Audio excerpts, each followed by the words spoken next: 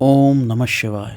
हर हर महादेव। जब भगवान विष्णु और ब्रह्मा जी भगवान शिव से आज्ञा प्राप्त करके अपने अपने ठहरने के स्थान में चले गए और मंडप में विवाह विधि संपूर्ण हो गई, उसके बाद हिमाचल ने बारातियों को भोजन कराने के लिए एक बहुत सुंदर आंगन को अति उत्तम ढंग से सजाया। अपने पुत्र और अन्य सब पर्वतों को भेजकर शिव सहित सब देवताओं को भोजन के लिए बुलाया। जब सब लोग आ गए तब उनको बड़े आदर के साथ उत्तम भोज्य पदार्थों का भोजन कराया गया। भोजन के पश्चात सभी देवता विष्णु इंद्र आदि विश्राम के लिए प्रसन्नतापूर्वक अपने अपने ठहरने के स्थान में गए।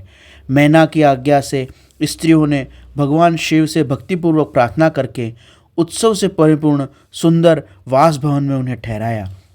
भगवान शिव ने उस वासभवन को देखा, वह बहुत सुंदर था। प्रज्वलित हुए सैकड़ों रत्नमय दीपों के कारण वह अद्भुत प्रभा से उद्भासित हो रहा था। वहाँ रत्नमय पात्र थे, रत्न के ही कलश थे, मोती और मणियों से सारा भवन जगमा रहा था। रत्नमय दर्पण की शोभा से संपन्न था। वहाँ श्वेत स्वर्ण थे और मुक्ता मणियों की सुंदर मालाओं से वह आविष्टित था। वह वासभवन बड़ा समृद्धशाली दिखाई देता था, उसकी कहीं उपमा नहीं की जा सकती। वह महादिव्य, अति विचित्र, परम मनोहर, मन को आनंद और आह्लाद प्रदान करने वाला था। उसके फर्श पर नाना प्रकार की रचनाएं की गई थी। बेल, बूटे, पुष्प, पल्लव आदि मनोहर रचनाएं बनाई गई थी। शिवजी को दिए हुए वर का ही महान अनूप प्रभाव वह नजर आता था। शोभाशाली भवन शिवलोक के नाम से प्रसिद्ध था। नाना प्रकार के सुगंधित श्रेष्ठ द्रव्यों से सुवासित था। सुंदर प्रकाश से परिपूर्ण था। वहाँ चंदन और अगर की सुगंध फैल रही थी। उस भवन में फूलों की सेज बिछी हुई थी, जिसे विश्वकर्मा ने बनाया था। वह भवन नाना प्रकार के विचित्र चित्रों से और प्रतिमाओं से सुसज्जित था।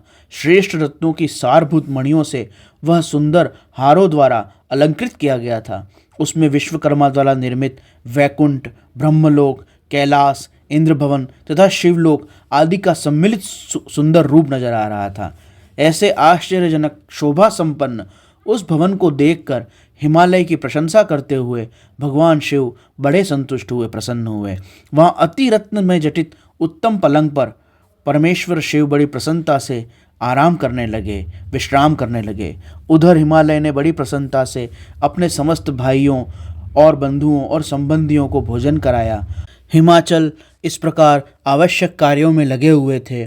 भगवान शिव अपने वासगृह में उस सुंदर भवन में उस सुंदर पलंग के ऊपर विश्राम कर रहे थे और रात बीत गई, प्रातःकाल हो गया। तब वहाँ पर वंदीजनों ने वाद्य यंत्र बजाने आरंभ कर दिए। तरह तरह के सुंदर वाद्य यंत्र बजने लगे और मधुर ध्वनि और गीत होने लगा।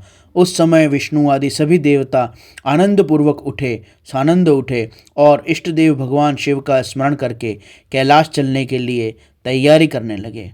उन्होंने अपने वाहन सुसज्जित कर दिए। तत्पश्चात धर्म को शिव के समीप भेजा गया। योग शक्ति से संपन्न धर्म नारायण की आज्ञा से वासगृह में पहुंचा।